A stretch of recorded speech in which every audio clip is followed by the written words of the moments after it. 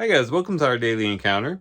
As we do our reading in Luke chapter 19, and we read about the parable of the 10 minas, we have to be very careful as we read this because typically what we think about when we think about the Lord's return and the teachings in connection to that is that we need to be prepared for the Lord to come suddenly.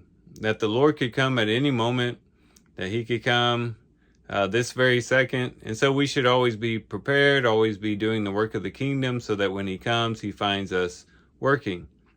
And that's definitely a truth. And that's something that the Lord teaches and something that we need to hold on to and to keep in the forefront of our minds. But it seems to be here in Luke chapter 19 that the Lord isn't necessarily bringing up this parable to show how imminent his return is and how quick it will come and how they should be prepared for it to come right away.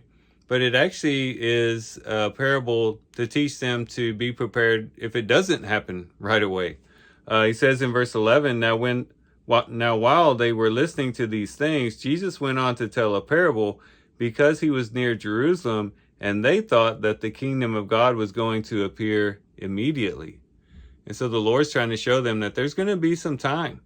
There's going to be some time in between when he is crucified and he dies on the cross in Jerusalem and when the full consummation of the kingdom comes in.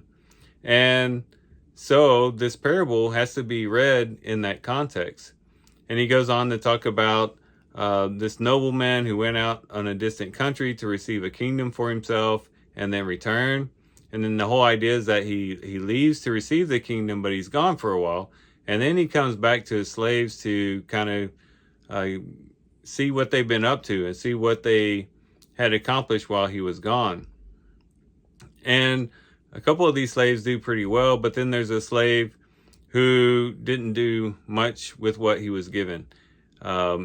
He basically hid it. He didn't want anything to happen to it, and he's rebuked. And the master says, look, you could have at least put it in the bank and it would have had some interest and you would have at least increased it through interest in the bank. But you didn't do anything with it. And therefore now I didn't gain anything from it. And so he gives that mina to the one who had 10. And we have to think about, as we're thinking about the context here, why was it that the individual didn't put the money in the bank for interest? Well, if you think about it, interest takes a while. It takes a while to accrue interest, especially if you're doing it through a bank.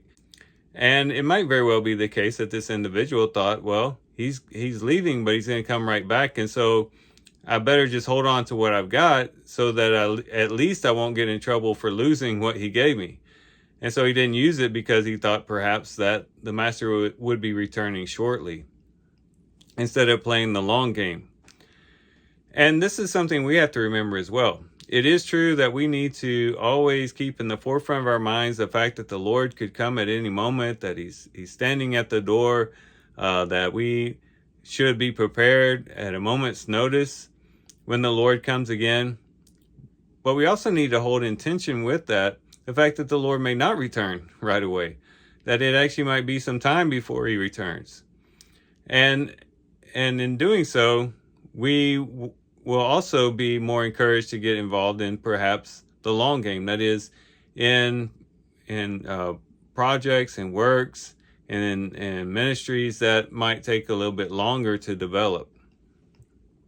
Because if we forget that the Lord might not come right away, and that can lead us to inactivity, because we might think, well, if the Lord's not coming back soon, then I have plenty of time and I can just take my time to do the work of the kingdom.